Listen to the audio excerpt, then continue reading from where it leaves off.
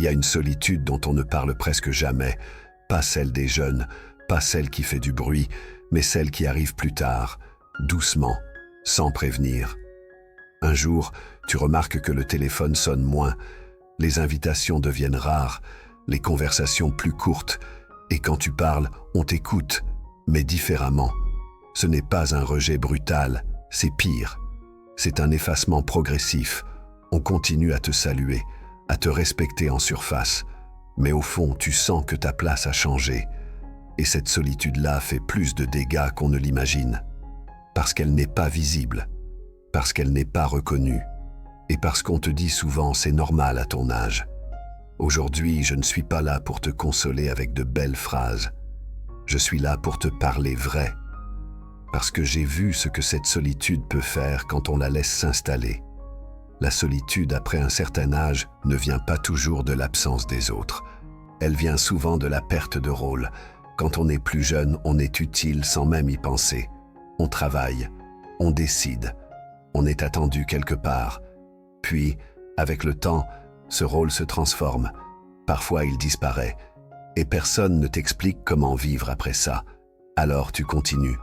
Tu fais semblant que tout va bien. Tu dis que tu es habitué. Mais à l'intérieur, quelque chose se vide. Le plus dur, ce n'est pas d'être seul. Le plus dur, c'est de ne plus sentir que ta présence change quelque chose. Beaucoup d'hommes et de femmes forts s'effondrent ici. Pas parce qu'ils sont faibles, mais parce qu'ils ont toujours été utiles aux autres et jamais préparés à être utiles à eux-mêmes. La solitude commence quand tu n'as plus de miroir humain. Plus personne pour te dire tu comptes, ta parole a du poids, ta présence est nécessaire, et quand ce miroir disparaît, l'esprit commence à douter, à ruminer, à se replier. Certains deviennent amers, d'autres se referment. Certains s'éteignent doucement, sans bruit. Mais laisse-moi te dire une chose importante. La solitude n'est pas une condamnation, c'est un signal. Elle te dit que l'ancienne façon de vivre ne fonctionne plus, que l'ancienne source de valeur s'est tarie et que tu dois en créer une nouvelle. À cet âge, attendre que le monde te redonne une place est une erreur. Le monde est trop pressé, trop occupé, trop tourné vers autre chose. La vraie question devient alors comment vivre quand personne ne t'attend plus, sans te perdre, sans te durcir, sans t'éteindre. C'est ici que tout commence, pas à l'extérieur, mais à l'intérieur. Quand la solitude s'installe après un certain âge, elle ne fait pas de bruit. Elle s'infiltre. Elle commence par de petits moments, des soirées plus longues, des week-ends plus silencieux, des journées où personne ne demande vraiment comment tu vas. Au début, tu te dis que c'est passager, que les gens sont occupés, que c'est la vie.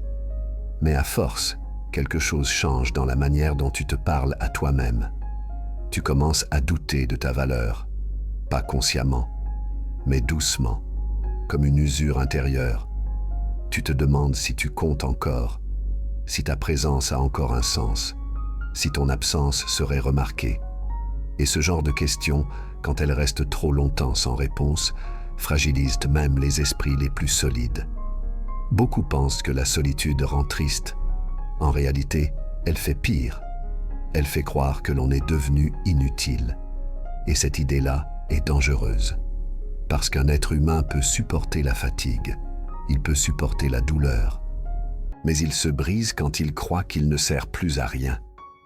À cet âge, la société ne te le dira pas clairement, mais elle te le fait ressentir. Par le silence, par l'indifférence, par le rythme qui ne t'attend plus. Alors certains essaient de s'accrocher. Ils forcent leur présence. Ils parlent trop. Ils cherchent à exister dans des espaces qui ne leur sont plus ouverts. Et cela fait encore plus mal. D'autres font l'inverse. Ils se replient complètement. Ils s'isolent. Ils réduisent leurs besoins. Ils deviennent invisibles. Mais aucune de ces deux voies n'apporte la paix. La solitude après un certain âge n'est pas un problème à fuir. C'est une réalité à transformer. Le moment où tu comprends cela, quelque chose bascule.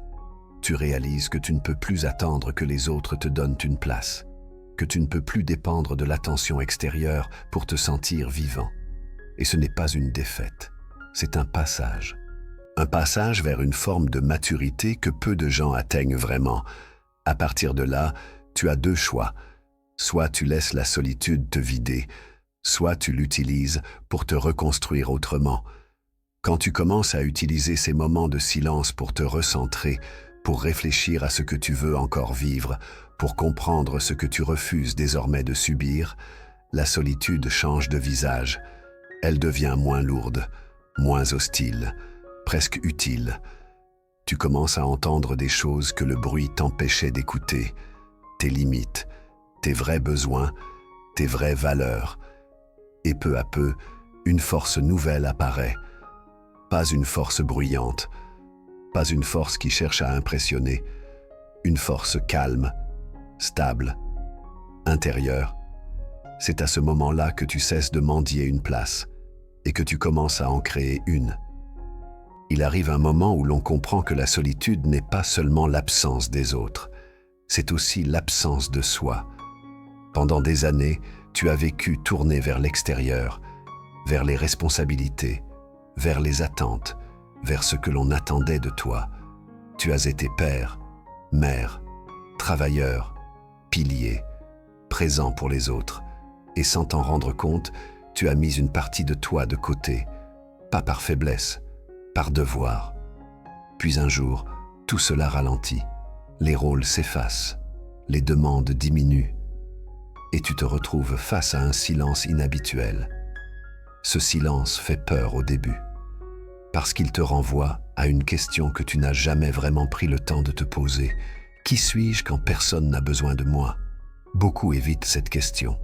Ils remplissent le vide par des distractions, la télévision, le téléphone, le bruit constant. Mais ce bruit ne soigne rien, il endort seulement. La solitude devient destructrice quand elle n'est jamais habitée consciemment. Quand on la subit au lieu de l'apprivoiser, à cet âge, rester fort mentalement demande une chose essentielle, réapprendre à être en présence avec soi-même, pas pour ruminer, pas pour regretter, mais pour se retrouver.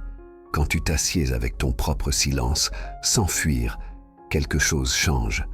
Tu te rappelles que tu es encore là, entier, vivant. Tu te rends compte que ta valeur n'a jamais disparu. Elle n'était simplement plus reflétée par les autres. Et c'est une vérité difficile à accepter, mais libératrice. Car quand tu cesses d'attendre d'être reconnu, tu redeviens libre. Libre de choisir comment tu veux vivre maintenant. Libre de décider ce que tu veux encore transmettre. Libre de te respecter à nouveau. À partir de ce moment-là, la solitude cesse d'être un vide. Elle devient un espace pour reconstruire ton équilibre intérieur, un espace pour te parler avec plus de douceur, un espace pour donner un sens nouveau à tes journées. Et dans cet espace, une solidité naît, une solidité qui ne dépend plus des invitations, ni des appels, ni des regards, une solidité qui vient de l'intérieur. Il y a un moment précis où la solitude cesse d'être une blessure et devient un tournant. Ce moment n'arrive pas quand les autres reviennent, il arrive quand tu changes ton regard, quand tu comprends que tu ne peux plus attendre que quelqu'un remplisse ce vide à ta place, que personne ne viendra te redonner exactement la place que tu avais avant, et que ce n'est pas une injustice, c'est la vie qui avance. À cet âge, continuer à chercher à être rappelé, invité, sollicité comme avant fatigue l'esprit, parce que le monde a changé de rythme, et que toi aussi tu as changé. La force mentale commence quand tu arrêtes de te battre contre cette réalité, quand tu cesses de résister et que tu choisis d'habiter pleinement l'endroit où tu te trouves maintenant. Cela demande du courage, parce que cela veut dire accepter que certaines portes se sont fermées et surtout, accepter que tu n'as plus besoin de toutes les rouvrir. Quand tu fais ce choix intérieur, quelque chose se libère. Tu n'essaies plus de prouver. Tu n'essaies plus de courir après l'attention. Tu n'essaies plus d'être visible à tout prix. Tu commences à vivre plus lentement, plus consciemment, avec plus de présence. Et cette présence-là change tout. Car même si les autres te regardent moins, toi, tu te regardes mieux. Tu écoutes ton corps. Tu respectes ta fatigue. Tu choisis mieux tes relations. Tu refuses ce qui t'épuise. Peu à peu, tu construis une vie plus simple, mais plus juste. Une vie où chaque journée n'est plus remplie pour combler un manque, mais vécue pour nourrir quelque chose à l'intérieur. Et c'est là que la solitude perd son pouvoir destructeur. Elle ne disparaît pas complètement, mais elle ne te contrôle plus. Elle devient un espace de recul, un lieu de clarté, un temps pour respirer. À cet âge, rester fort mentalement ne veut plus dire être entouré de beaucoup de monde. Cela veut dire être en paix avec sa propre présence. Quand tu arrives à ce point, tu peux être seul sans te sentir abandonné, silencieux sans te sentir vide, à l'écart sans te sentir rejeté. Et cette paix intérieure est quelque chose que beaucoup cherchent toute leur vie sans jamais la trouver. Avec le temps, tu finis par comprendre quelque chose d'essentiel. La solitude ne disparaît pas toujours, mais elle peut cesser de faire mal. Elle cesse de faire mal le jour où tu arrêtes de la vivre comme une preuve d'échec et que tu commences à la voir comme un espace de maturité. À cet âge, beaucoup de choses ont déjà été traversées. Des joies, des pertes, des combats silencieux, des responsabilités lourdes. Tu n'es plus la même personne qu'avant. Et tu n'as plus besoin de l'être. Rester fort mentalement, ce n'est pas redevenir celui que tu étais. C'est devenir pleinement celui que tu es maintenant. Quand tu acceptes cela, la solitude change encore une fois de visage. Elle devient un lieu de stabilité, un lieu où tu peux respirer sans te justifier, un lieu où tu n'as plus besoin de jouer un rôle. Tu n'as plus besoin d'être constamment entouré pour te sentir vivant. Tu n'as plus besoin d'être validé pour avancer. Tu n'as plus besoin de te comparer. À partir de là, tu choisis mieux. Tu choisis des relations plus vraies, des moments plus simples, des paroles plus sincères. Et surtout, tu redeviens ton propre repère. C'est cela, la vraie force mentale, après un certain âge. Pas l'absence de solitude, mais la capacité de ne plus s'effondrer à cause d'elle. Si tu as écouté jusqu'ici, c'est que ce sujet te touche profondément. Peut-être que tu vis cette solitude, peut-être que tu la redoutes, ou peut-être que tu la comprends enfin. Rappelle-toi ceci, la solitude après un certain âge n'est pas une fin.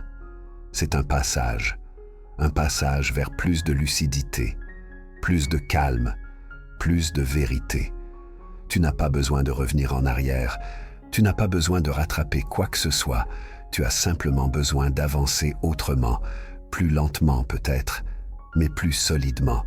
Et tant que tu es capable de réfléchir, de ressentir, de te relever intérieurement, tu n'es pas en train de disparaître, tu es en train de mûrir. Si ces paroles ont résonné en toi, prends une seconde pour t'arrêter, laisse un commentaire, même un seul mot, pas pour faire du bruit, mais pour dire « Je suis là, je comprends, je continue ». Abonne-toi à Éveil Réussite si tu veux entendre d'autres messages comme celui-ci. Pas des promesses vides, mais des paroles calmes, profondes, pensées pour ceux qui avancent avec l'âge et la conscience. Et si tu connais quelqu'un qui traverse cette solitude en silence, partage-lui cette vidéo. Parfois, une voix entendue au bon moment peut empêcher un effondrement invisible. Prends soin de toi. Avance à ton rythme. Et n'oublie jamais, ce n'est pas parce que le monde te regarde moins que tu comptes moins.